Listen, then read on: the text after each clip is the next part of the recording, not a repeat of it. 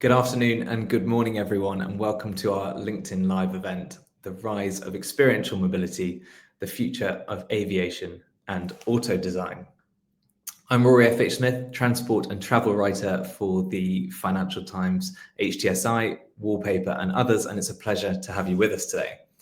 Now, in an era where travel and mobility has become more accessible and competitive than ever, the challenge for brands lies not in getting people from A to B, but in making sure every single journey is as memorable, as seamless, and personalized as ever. In short, how do we rekindle the magic of travel, both in the air and on the road? And here to answer that is our panel, spanning the worlds of aviation, automotive, and design.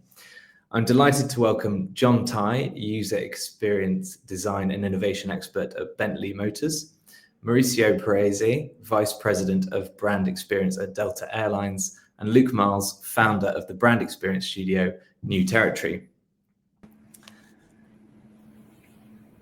Welcome to you all. Hello. Hi, everyone. Hello. Now, together, we'll address how brands can set themselves apart in a world of homogenized experiences, how elements of the hospitality industry are being infused into the way we travel, and how data, artificial intelligence, and smart technologies are being leveraged to craft more personalized and seamless travel experiences. Welcome to you all, and we're ready to get cracking on our questions for you. So I'm looking forward to diving into this topic in a little bit more detail. And thank you all for joining us today. Thank you. Great to be here. Now, if we can start with the tricky topic, which I think we can all relate to, which is about restoring the magic of travel, and that ultimately is what many of us are looking for when we travel in our lives. Now, in a world of mass mobility on the road and in the air, I want to get an idea from all of you how brands can differentiate themselves, particularly when experiences seem to be homogenized these days. So we'll start with you, Luke, if you can, across with your experience spanning all kinds of mobility. I'd be interested to hear your thoughts, please. Yeah, sure. I mean, I think for me, people are still a key differentiator when it comes to aviation and hospitality more broadly. I think, we're seeing that you get spaces and physical product kind of going to a level of parity. But actually, I always use this sort of anecdote. My journeys are kind of predicated on three things, on-time performance, quality of conversation with the people that I'm with in that cabin environment, and then the food. And I know there's more to it, but I think really people and the empowerment of those people is very important on the front line. And I think when you do that really, really well, you can find people who kind of embody the brand in its fullest. The other side to it, I think, which is interesting and something that we're sort of looking at very closely, these kind of more visceral experiences. So things like food, these very personal things, sleep, soft product, those expressions of the brand that are quite close to you. And that's why I think things like conversation are so important still, because they are often the things that you take with you, which are most memorable. So we were talking, about some of the soft product work we do, this idea of what you wrap yourself into sleep, or what you're actually ingesting. And that conversation, I think, is still sort of real spaces for key differentiation for brands, especially in aviation. Absolutely. What about on the road, John? I mean, you give us some insight into the world of automotive. I mean, you're hopefully not wrapping yourself in something to sleep when you're on the road yet, maybe sometime in the future. Yeah, and some of our customers obviously own the car and sit in the back. So yeah, there's autonomy's already here for some. But yeah, I think there's sort of two frontiers to it, really. There's concentrating on the surroundings, the environment that you're in, and obviously for aviation and other industries that I've worked within, there's a homogenization of that from the start, because you're all flying around in broadly similar tubes. Whereas obviously in the automotive world, there's more scope to work on those surroundings and perfect that. And obviously you can do a lot with that. But for us, it's the exciting bit, I think, is the world you're traveling through. So at least giving people the option to engage, and they're not going to want to do this every time, but at least giving them the option to engage with the world they're traveling through, because it's always fantastic and interesting. So no matter, if you're flying over a barren looking landscape or driving through a city at night or whatever, there's always personal bits of information that we could relay to the user, that will just elevate that and bring it to life, showing them this is where your favorite band played their first gig, or this is where an asteroid landed 3,000 years ago, whatever it might be. It's such a rich world, and if we can use these technologies to connect us back to like the things that we're already interested in, then that hopefully gives us a new level of other than just sort of accepting that people might just pick up the phones and zone out, which is fine if they want to. But we're trying to offer an alternative as well.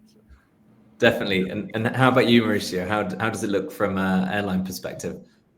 I think Luke touched a little bit on it. It's at the end of the day, nothing will trump the culture and the people, but we really look how data personalization and technology can feed the right information to our people to be able to create those moments of magic. I mean, we fly 200 million customers every year, 5,000 flights a day. How you bring magic to something that is moving a lot of people, it's fascinating. But it's all about, and I'm sure we're going to be talking today, on how to use that data, how to use that technology in the hands of the 100,000 people that work for the company to be able to provide memorable moments that someone's going to be speak about on their dinner after flight. So very cool, and is a lot of opportunities ahead as we think about AI and just customize the experience to the extent that we can. Yeah, that's something I definitely want to pick up on a little bit later, actually. But first, I think, if we were to look at what trends have shaped the transportation and mobility industry in the last decade, I think electrification is something that we need to talk about, and what impact that has on the journey for all of us. John, I think electrification is probably clearest and most understandable in the world of driving and on the road. When it comes to cars, I guess you've got less noise and fewer attributes to sort of create a different product. But how do you see things? How can we reframe the customer experience on the road in an increasingly electrified world? Yeah, it's definitely a challenge. In some ways, it's a reset button for a lot of it. But still, that's only one. There's still a lot of characteristics of a car that are maybe talked about less than the engine or the powertrain, that are still there. How a car gets down a road and all these kind of things. So it's a reset in one area, but that's not really that's only one characteristic. I think it is a challenge, of course, and I think the industry's learning, the consumer's also learning along the way. So. But I think in some ways, again, experientially, it's a bit of a red herring maybe, because actually the more exciting change for us is the electrical architectures within the car, actually for the first time starting to join the dots and really creating a series of actors or systems around the car that can do fantastic things when they're joined together. But they've never been joined together before. They've always been kind of independent. So I think, the electrification is kind of happened at the same time as this, really, but it's somewhat independent of whether it's an electric car or PHEV or whatever. There's still a fantastic opportunity there, because all of a sudden you can curate an experience around someone using all of these fantastic sensors and things that will have to be in the car, and you can put on a different play. You can dramatically change the character of that experience by stringing all of those things together. Can you give us an example of what that might be in the real world? Sort of what things you'd be bringing together in the car? Well, if you get in a car today, like, this isn't true of all cars, obviously, but they're very complex items, to be honest. There's a lot of systems and things that are kind of in some brands thrown at the user effectively. So there's massage seats, there's HVAC in the seats, there's temperature controls in lots of different places. There's obviously sound systems, massage functions in other areas of the cars, the driving characteristics themselves, the more traditional stuff, the graphics, the infotainment, all of these things. I mean, there's loads more, right? And really, for the first time, the possibility is to start to tie them all together and create a human-centric kind of offering. So as a luxury brand, it's about offering a simplified option to the customer. So rather than saying, okay, here's the mixing desk, you set it up however you want, saying, well, just talk to the conductor, right, and say, relax me or excite me, and then everything just works together and delivers that. That's the opportunity. And again, car companies are just scratching the surface of this, really. So yeah, I think electric or not, I think there's some really interesting opportunities moving forwards.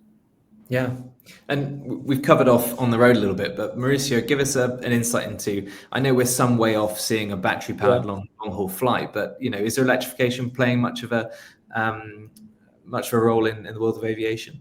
It does, and there's a lot of research, of course, and it's a ways from us. I mean, we're buying airplanes now that are going to be delivered in 2031. That's still the traditional airplanes that you have out there. But there are experiments that are not so far away from us. We are an investor in a company called Joby that will be flying in the next 2 years electric-powered air vehicles from downtown LA and downtown New York to the airports, replacing cars. So all that technology, it's going to be a 4-seater airplane. But ultimately, you start getting learnings from this early technology that can be applied in partnership with the Airbuses and the Boeings and the Embraers of the world. So as always, you learn, you get certified, and this is a journey that we've been going through for 5 years with Joby. And from there, you start applying on high scale, always in partnership with the industry itself. Delta's not going to do anything by itself in that process. This is an industry initiative.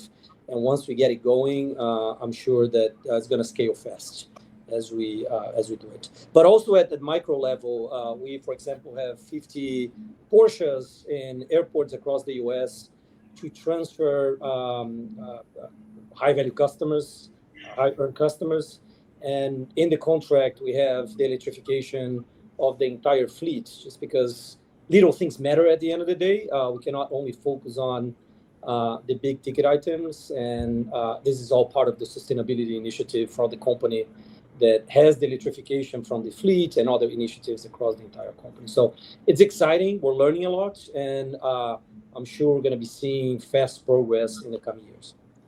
Yeah, brilliant. Now, I think one thing that we're all sort of talking about there is something we refer to as the hospitality mindset within transportation. So we're John, you touched on that with creating this human-centric experience within the car. I think the art of hospitality can be forgotten quite easily in a fast-moving and highly competitive industry like transportation.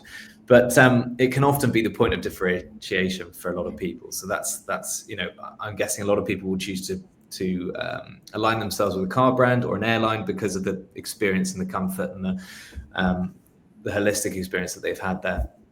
Luke, can you give us a little bit of an overview about what we actually truly mean about hospitality mindset in transportation? Yeah, sure. So, I mean, we actually sort of developed this in relation to auto. So we were sort of considering, what would it mean? In aviation, of course, you've got a human-to-human interaction more generally, but what would it mean if you considered the vehicle and the brand as your host? So it's about considering that sort of deeper personality of the brand, and I suppose delivering interactions and expressing that brand as cleanly as possible. So we sort of talk about that as signatures. What's the emotional signature of that brand? And if you were to take the mark off it, would you know where you are? Which is kind of interesting to us. And I think really what it's trying to do is to say that we're trying to build moments that are more synonymous with that particular brand, that particular culture. And I think just touching on John was saying, I think the electrification is interesting because, yet again, and this is my personal opinion, it puts certain aspects of the vehicle into parity. So it kind of means you've got to work harder at what's happening inside the vehicle. So the addition to that, I think, which is intriguing, is, these vehicles are kind of singular, right? They're kind of singular experiences. You're moving through space and time, it's just fundamentally different. So in this kind of hermetically sealed environment, you've got the option to deliver great amounts of control. It's very rare, actually. It doesn't really happen in many other realms. So I think this idea of vehicle as host, and it was specific to auto at that time, but vehicle and brand as host, when you don't have someone in there, representing the brand, how does that whole thing come together to deliver that, basically?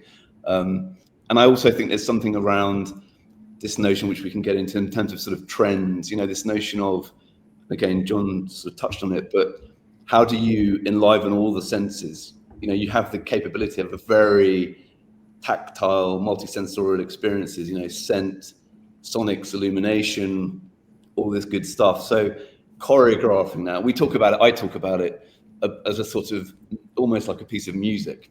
Journey has highs and lows and crescendos and all that good stuff. So if you're able to wield those tools in really elegant ways, you can suddenly start to spark something memorable and something that's, fundamentally synonymous with the brand that you happen to be with, Yeah. And I think that's very much reminds me from my many years in aviation as well. You're never, or very rarely, in control of all of those elements. A journey end to end, there's so many different bits that are very hard to control. So trying to kid yourself that you're going to create this sinuous, beautiful experience that there's never going to be any pain points on, it is a fool's errand, as we would call it. So it almost lends itself better to trying to create a charismatic human experience, because if something is fairly good throughout, then you respect it, but you don't love it. But if something is really good at times, then you forgive it in other places. Yeah. So it particularly, I think for everyone really, but particularly in the luxury area where you've really got to tug at people's heartstrings, because people don't need to spend that much money on a car or on a flight or on a hotel, then that kind of charismatic journey is really important, I think. Absolutely. I think just sort of building on that as well, I think there's that, even in terms of how you budget, how you apportion budget across a journey, it's not necessary to have the volume turn up to 10 the whole way. It would be too much, so being very sort of discerning and specific about where you invest and how those moments build up to something as transits and then die down again, I think is a nice space to work in.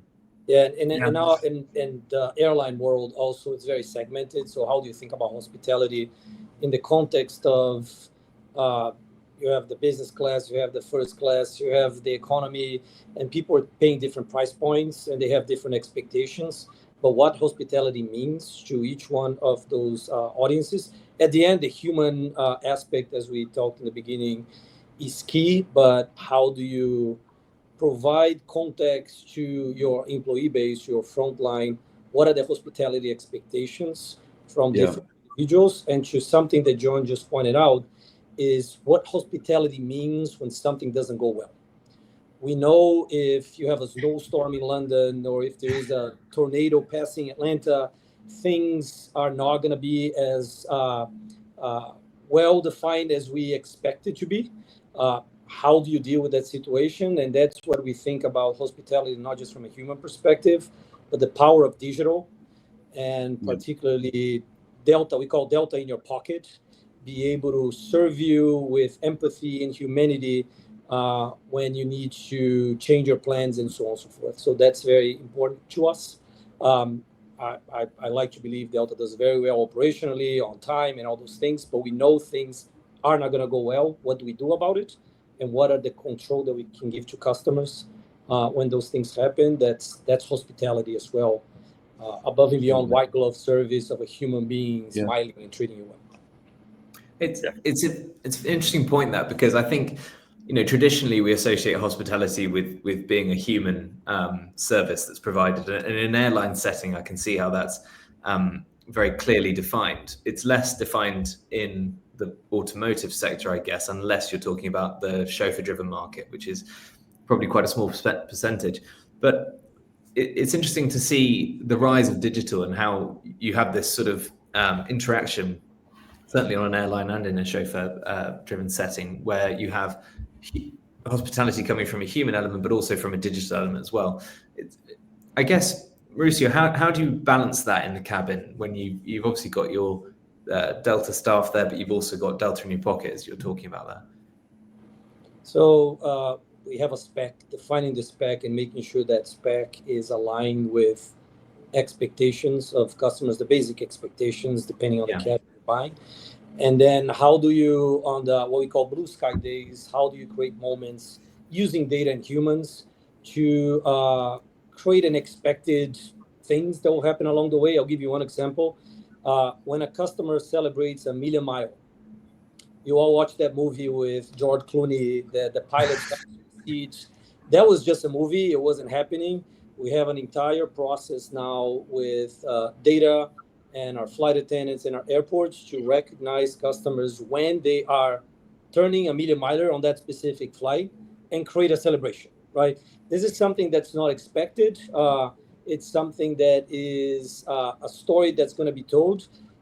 Those customers, they spend many years, on average 22 years, to become a million miler with the company, and creating those moments, which is enabled by data, but also a culture of hospitality that organically makes our staff being excited about creating those moments rather than just following the protocol, which is critical and can be noticed. I saw just this year 3 flights. One was a 5 million miler where the flight attendant was coming and talking to the customer and celebrating 5 million miles. And what we noticed is when you do that, the impact is not just with the individual that's being recognized, but you create a halo effect across the entire cabin, and it becomes a celebratory mode on something that people don't even know, that customer, don't even know that individual, and all of a sudden you have an entire plane applauding someone became that. So you create a magic moment, back to the initial conversation, that again, enabled by data, that it doesn't happen every day, but when it happens, it is just so meaningful to how the brand is perceived.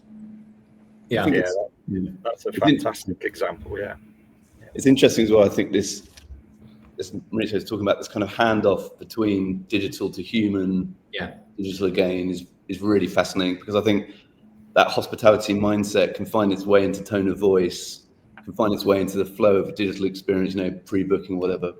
And of course, you've got, AI, voice control, that's an arena in itself. Now, how do you embody the same qualities of that brand in something which is sort of machine driven?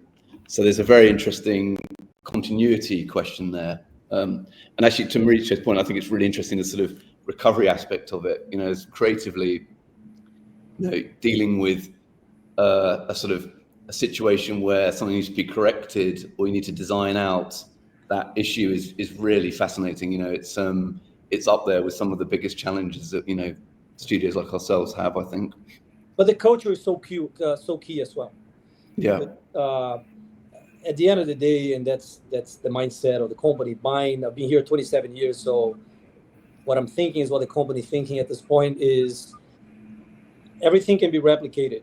With the right investments, you can have the best airplanes, the best seats, the best technology, the best app, the best everything. How all this is used by a culture of care is what differentiates ourselves since the company was founded 100 years ago. And that's what we see on the metrics and we see on the feedback from the customer. It cannot be easier and replicated. We need to nurture that because we always have retirements and new colleagues coming to life. And how do you combine those things and keep nurturing along the way, because you cannot take that for granted. Definitely. And if we, for a minute, I love the idea of a blue sky travel day that you were talking about there, Mauricio. And we've all had days where things go wrong, both in the car and heading to the airport kind of thing. But if we forget the current limitations and the barriers that we face, or you face as providers of mobility, what do you think the future? What does that journey look like for someone taking a flight or driving in a car? If we imagine without any limitations at all.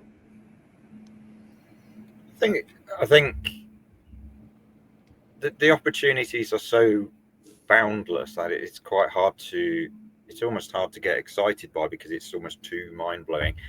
But again, for me and for I think a lot of people, it's really becomes powerful when it connects back to something that we've been feeling for thousands of years, or something like the human situation, right? And I've got young kids, and it's kind of like we're all kids, really. You know, when you travel through a world and you're inquisitive and you're interested and you're you know, it's really how can we use the technologies just to make more journeys fantastic. Now, I'm not kidding myself that everyone will constantly go around in these bubbles having these fantastic experiences, but really the alternative is we just leave it to the tech giants. You know, just hand over your experience, because autonomy, all of these things will come along, and it basically just leaves the customer experience, or a big chunk of it at least, in other people's hands. I think we have a fantastic opportunity within the industries that we're talking of to enrich that and offer an alternative. And that might not be what the customer wants every time, but it might create some really, really memorable moments within the journey, or across the years if they're traveling 1,000,000 miles, you know, that will ultimately be what they remember. And this is something quite important that we're learning, is you can spend a lot of time designing for the moment, but in some ways the memory of the moment's more important. And just, I mean, that's a great example from Delta there. You know, another example from a different world is, you know, you can have the best night of your life, you can go to the best gig, everything, but at the end of the night, if you go to the cloakroom and they've lost your coat, then that's it. You know, the memory of that night is gone. It's overpowered. So it's like, how can we design opportunities for these fantastic experiences? And really, when those opportunities happen, you just pile in and layer stuff on top of it. You know, they're coming over the brow of a hill and seeing the seaside for the first time, and the music crescending, all of the senses come together, and it's just like, wow, that, you know, it's something, lifelong memories, really. We know that people buy luxury products for memories, really. they see something in them that they hope will enable a few key moments across a few years that will stick with them forever. So yeah, I think that's interesting as well from a sort of technology standpoint. You can imagine a world where it's just delivering more empathy from the vehicle to the occupants, for example. You know, this idea of it being, to John's point, being preemptive, so foreground and then background at the right moment. So I think there's moments where it really is, John is saying, it's sort of, it links to the feeling the occupant has, the context of the vehicle and the people within it at that particular moment. But I think technology, I think there's a careful line to tread where, you know, technology is an enabler for empathy and delivery rather than being kind of too much and being a bit overbearing. Mauricio, what would the, you know, ideal journey look like in Delta World or in the airline industry? So yeah, we talk a lot about this here. It's low anxiety and full productivity. If you want to go broad, is traveling by airplane still, if you think about just the act of flying, is one of the moments that you forego more control in your life than any other time. Doesn't matter if you're the CEO or if you are the intern of a company, you're foregoing all the control to someone else who's flying the airplane, closing the door. And so it's a moment of high anxiety. So how do we make sure that we use people, technology, information to bring anxiety down across the board? The airport experience should not exist in an ideal world. You just go. We call walking speed. Now we have the tools, of course, on the app. You can do this, you can do that. But how do we ensure the checking process, particularly the backdrop, and the security process, which is the biggest pain point? It's the choke point for customers. that it keeps flowing. We and again, I'm saying this, and probably airport authorities or the retail in airports have a different perspective about this, because having people at the airport is a good thing, obviously. But on the airline side, you want to just keep going. I mean, just think about the experience on a small airport. If anyone's flying a small airport, I was talking to someone yesterday who arrives at the airport 20 minutes before the flight on a very tiny airport, and you just go. And that's what you want. And when you get on board, how we make that as productive as possible. Productivity means, to Luke's point, if you want to sleep, you sleep. What is the environment to enable you to do that, regardless where you're sitting inside the airplane? Productivity, work-wise, entertainment-wise, and how do we make sure, and that's something that's existing now, that cabin is as connected as possible. We now provide free Wi-Fi across all flights around the world with very few exceptions. How do you connect the screens in front of you to that connectivity to make sure that's a device that allows you to use the entertainment the way you want, to work the way you want, to provide the information the way you want in a personalized way, and customize the service as such, right? You want to make sure that if someone wants to sleep on a 9 a.m. flight that has 10 hours and you want to eat at 6 p.m., you just do it. You take steps to be able to get there. I think we're going to get there because we need to get there. The volume of customers relative to infrastructure requires, particularly at the airport, to increase that productivity and that flow. And inside the airplane, literally the sky's the limit, because with the connectivity on board and the power of the humans and the crew doing what they do best, you can create memorable experiences no matter where you're sitting. And that's kind of the mindset that we have. Is you see a lot of companies advertising what they do in first class, where they have all the space and all the things in the world, but the common denominator is, what is the experience of someone who's sitting on 55A, and is that premium, is that exciting, and then you go up from there. It's interesting, the airport piece as well. I find that fascinating. This notion of this kind of very low friction, seamless, kind of weightless journey through the airport. And I think as technologies come online, that's going to become more prevalent. What's interesting about it for me is, often when you're dealing with people in that environment, it's quite transactional, right?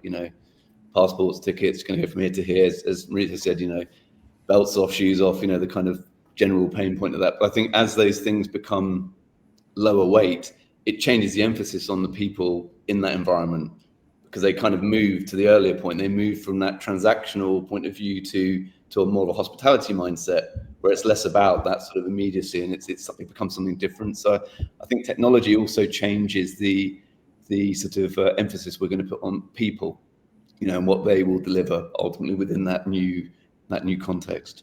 And the help aspect, we talked a lot about how to take employees from behind the counter, just pressing the buttons as you see in movies, and put them in the lobby, just looking for people who need help, who need support.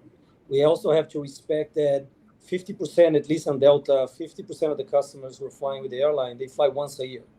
They're not experienced as someone who's flying the 1 million miles. They have doubts, they have questions. How do we bring the human being to support that while the basic functions are done supported by technology? It's a really interesting interplay, that, and one we've touched on throughout the session here. Within the world of hospitality and travel, how does the human and digital element work together? We've all spoken about data a lot, and it's something I want to return to, because I think it's a really fascinating point, and one that is just becoming increasingly part of our lives, as we've already touched on there. I mean, we're all bombarded with data on a daily basis, and I can only imagine that an age of AI and autonomy will increase this massively. So in the world of mobility, how do we leverage this? Like, how do we make sure that we're using it in the right way, and both as companies, but also from what people experience? Because I think there's something to be said for serving the right information at the right time. I think we've touched on that already, but how as companies can we better use this huge amount of data that's coming off everyone at every touch point? I mean, for me, it's interesting, when you wheel that data, you can get a real-time view of behavior and patterns across a journey. So I think that's really interesting. And of course, that data can influence sort of front of house in terms of the experience of the customer.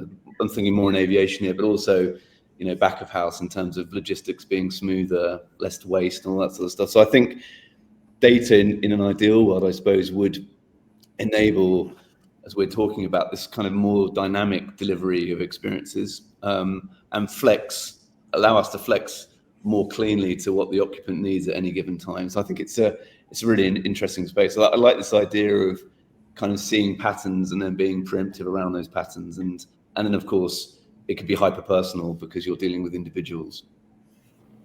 Yeah, I think it.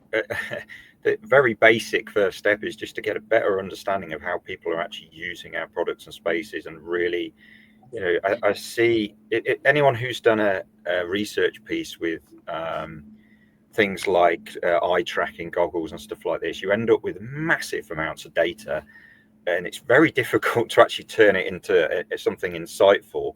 That's where the skill is, and that's, for me, that's where I'm not scared of AI in that area. I'm excited because if AI can help turn all of this data into something that we can digest when we're designing and altering the product in its life cycle and this, then it's got to help us, because actually I think the vast majority of designers across the world have very little information about how their products are actually being used. So there's a massive opportunity there, really, to improve on it. And that then the digital, you know, the combination of the physical and the digital world on top of that gives you then opportunities to be tweaking that and improving it literally hour by hour, which, if done in a positive way, to try in a luxury way, and that doesn't, I'm not necessarily meaning expensive, but in a premium luxury mindset and a hospitality mindset, then you can use all of these technologies to just improve the experience, improve the service that person's getting, and try and, it's not taking the human bit's still there, but it's kind of making the human superhuman within it and giving them a lot more tools, which, if we're honest about now, there's a massive lack of some of this information in a lot of our worlds. So yeah, it's really exciting. I think we should embrace it, but not lose the human out. Data's dangerous, right? If you analyze it, if you don't empathize, understand, you can take the same set of data and give it to two people, and one will go off in one direction, one will go in the other. So, you know, there's still a real human skill and understanding, and then extra design research, observational research, lots of things that you need to build around this data for it to be really valuable. But it's exciting to have access to this stuff. Yeah, and how to connect is, in an airline perspective, we have a lot of transactional data. We know where people are going to, they know how often they fly and so on. How do you amplify that data set with behavior data? Like, that's a challenge for everybody, and ensure there is a profile that's built on both, that allows us to build services and products and services that will be the best ones for the different segments of the population. And then also, as we think about how to use the data to ping customers about different things, it's also based on a mindset, back to the point earlier of like how you want customers to feel along the way. And the whole theme of blue sky and gray sky. On blue sky, we find that customers want the basic amount of information possible. On a gray sky, you can send as much information as you have of what's going on, and people are going to be absorbing because of that sense of lack of control and anxiety. So really understanding those moments and the mindset, and making sure that you have the contextual information on each customer, not about just that specific trip, but also how to use data of the aggregate relationship between the customer and the brand. Because if you go through a situation one day and you've never been through that situation, that's one mindset. If you go through that situation, a cancellation of sort, and you went through that same situation the last 4 weeks, your mindset is completely different. So how do you understand that? And again, feed the data to the customer, but also feed the data to our employees to know their context and serve appropriately that individual for that moment. It's largely, from what I'm hearing, it's about serving people with the right information at the right time, I think, isn't it? And as a traveler or as a consumer of both on the road or in the air, there's a temptation, I guess, to overserve people with information. I think what's really important, and I think we're still sort of at the early stages of dealing with screens in the cabin, and the way we show data, the way we visualize this. But how do we refine that? What does the future look like when it comes to people's exposure to this information and feeding it to them at the right times? I think the temptation is a commercial temptation. Like, how do you monetize data? How do you get, because I mean, for someone who's responsible for revenue, and you say, I have someone in front of a screen for 17 hours, you see dollar signs or pound signs or whatever currency. And how do you balance those two things is critical. And it's a healthy tension because it is a commercial opportunity.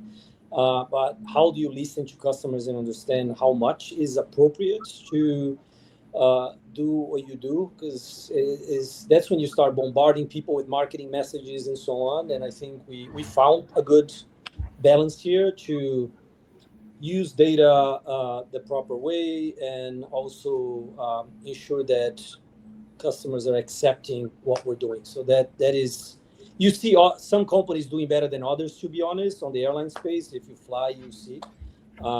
We try to have a good balance and avoid too much of that temptation. I'm still interested as well to that point. I think it's interesting that, you know, we can be gathering data. All businesses can be gathering data, but what I think is so fascinating is, with that information, how is it delivered in a Bentley way or a Delta way or X? That lens I find really fascinating. You know, what is, we're going to be equipped, right? We can put screens in vehicles, you know, this parity, we're going to get enough information, but it's how you deliver it, I suppose, is going to be one of the key. I think that's where there's often a lack of discussion around it and dialogue around it. But I mean, a good example is you get in most cars, whether it's an electric car or not, but it's more prevalent in electric cars for obvious reasons.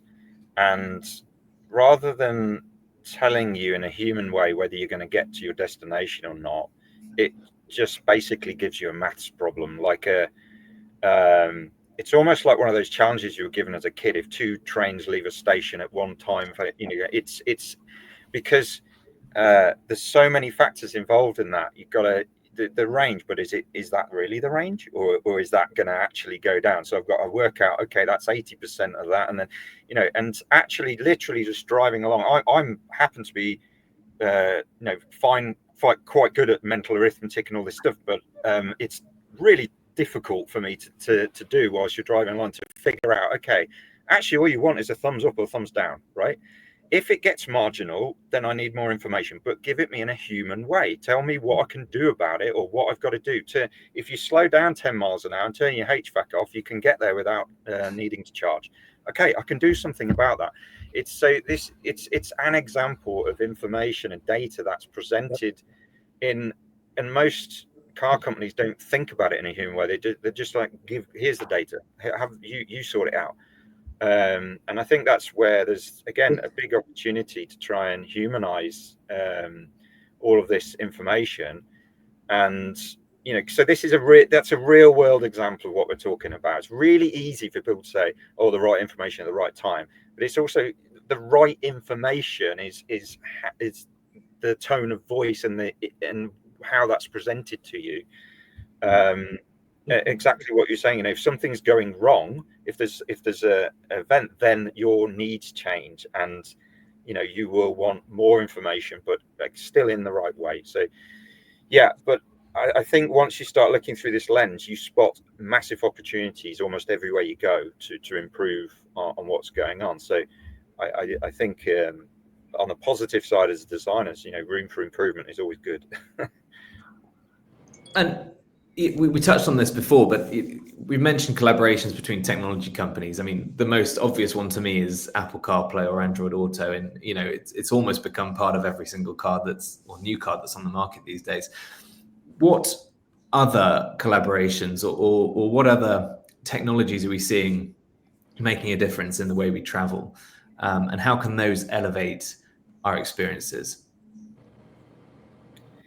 For us, it's about, well, I think content is, again, it's a very simple word and often used, but quality content is so valuable, and collaborating with different kinds of company to really pull together really exciting, interesting content offerings is, again, a massive area for potential for airlines, for car companies, for lots of different parts, hospitality, hotels. And I think there is definitely some really interesting positive signs in that area, but there's also still generally a feeling that most companies think, well, if we have to do that ourselves, I don't know how we would do it. And as someone, I see myself as a bit of an outsider of the industries I'm in. I'm more of a generalist over the sort of transportation and hospitality kind of area. And you think, well, that magazine over there knows the top 20 places to eat in this city. So just if you join the dots there, there's so many opportunities for collaborations that can really add value. And there's some great ones out there already, but it's like drops in the ocean, really, I think. Yeah. And that's where my point on the commercial, like if you find the right partner, then you unleash opportunities for both sides and for the customer. We really look at the experience door to door. At the end of the day, if most people, unless you work for an airline and like to fly, you prefer not to fly. It's just, you prefer to close your eyes and be there. And that probably applies to cars and everything. But ultimately, it is a reality. And as we think about leaving your house and being, or whatever you're going on the other side, what are the partnerships we need to foster? We have a new one with Uber, so experimenting on how to request the car. We have a product that we call Delta Concierge that was announced at CES earlier this year, which is really using AI and data to be able to start triggering messages and reminding what you need to do. And then you have the Waze and the traffic. But Uber is the partnership that we just announced, and just exploring and brainstorming, how can we make this organic? How can we make sure that you don't have steps that are so siloed? YouTube is another one that we also announced earlier this year from a content perspective on board the airplane.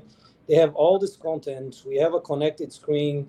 How can they fulfill their commercial goals with all the audience we have on board the airplane, those 200 million people? At the same time, we provide something that's differentiated from a brand perspective that you're not going to find when you fly airline A, B, C, D, and F. So partnerships, there's a long list. Joby, I mentioned earlier as well. You have an audience. That audience is captivated for a long period of time, for 1 hour to 17 hours. And how can you find that sweet spot and find partnerships that share the same cultural value and they share cultural principles. And if you do that, then you develop long-term relationships that will benefit the customer and both brands involved. And it's very exciting. So, and you have a commercial benefit. So instead of putting advertising, 5 advertising sections before you watch a movie, you create a partnership with YouTube that allows revenue to flow, at the same time value to the customer inside the airplane. And you don't disrupt, back to the data, how does disrupt customers in that journey? They will get something and we get something, the brand gets something, and you go from there.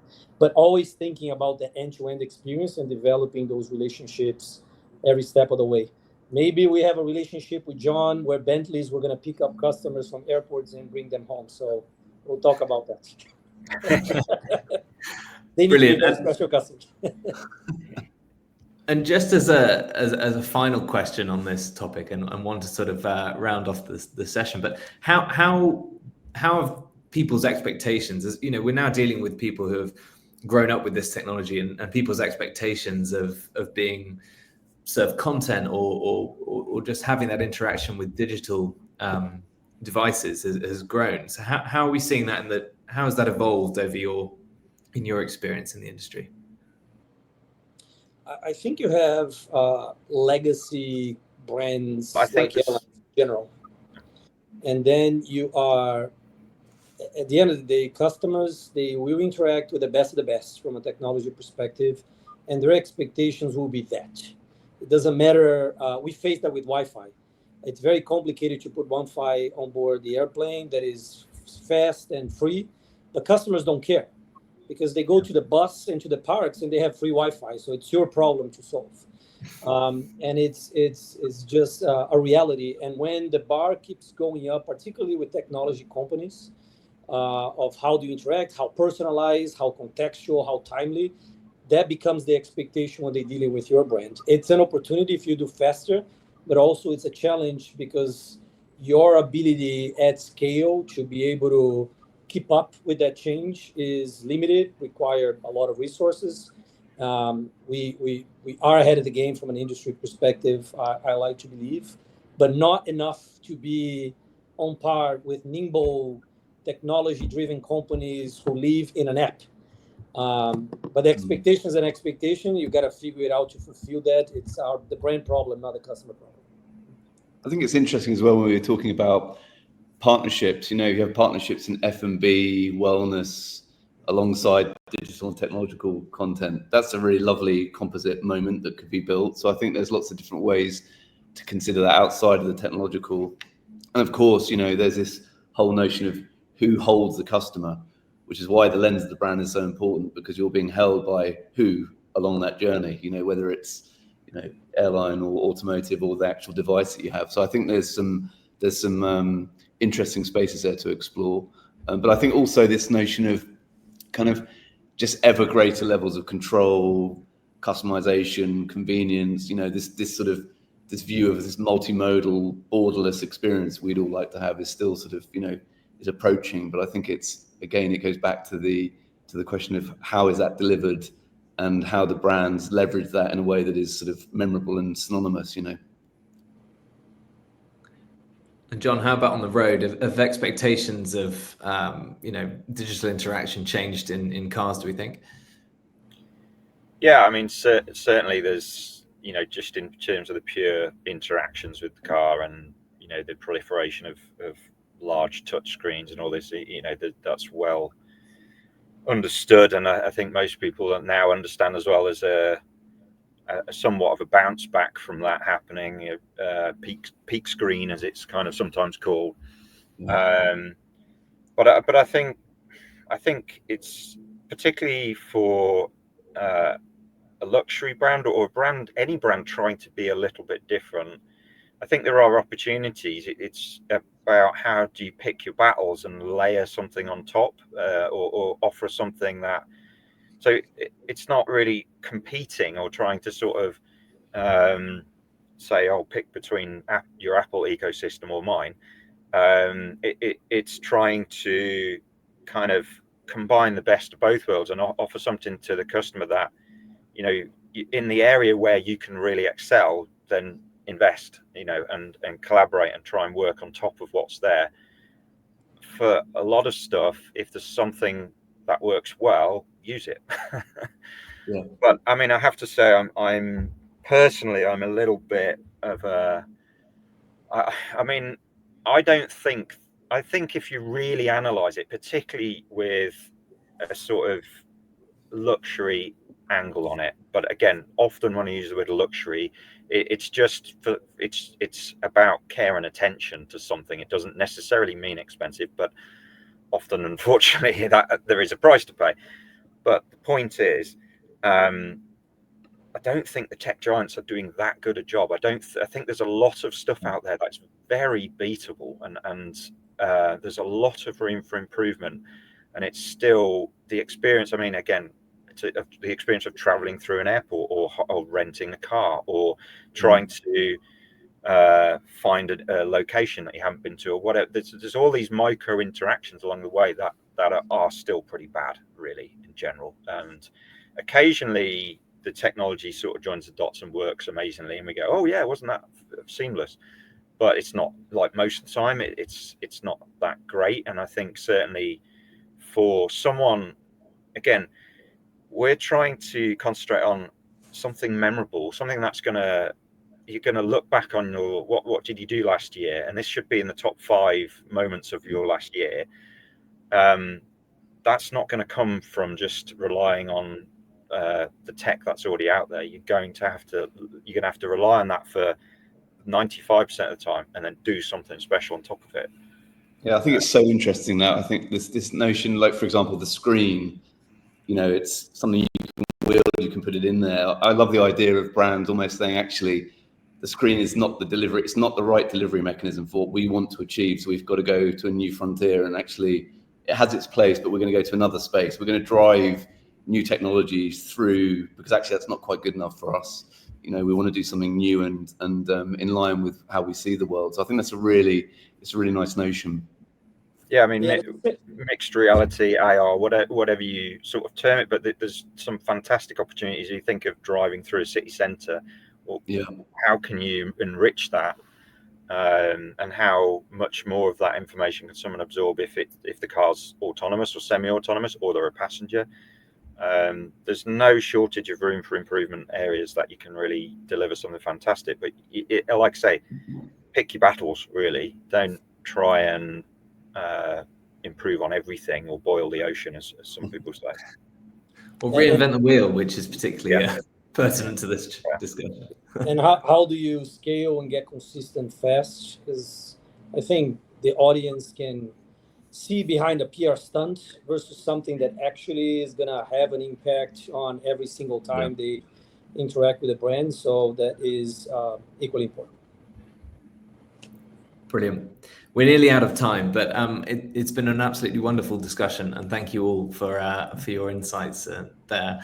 The future of travel looks hugely exciting. I think we can all agree. There's John, as you say, there's lots of ground that can probably be improved upon, but I think we've seen quite a transformation in the last 10 years if we think about where we were, certainly in the air and on the road, and I can see that only becoming faster as we accelerate into a world of artificial intelligence and even more devices and data. So it's about how we manage that and how we serve the right information at the right time, I think, which is a key from that. Thank you, John. Thank you, Luke. And thank you, Mauricio, for your insights again. And thank you all for joining us in this session. Thanks. Thank you very much. Thank you. Yes, Have a great day. Same to you. Bye-bye. Bye. Cheers.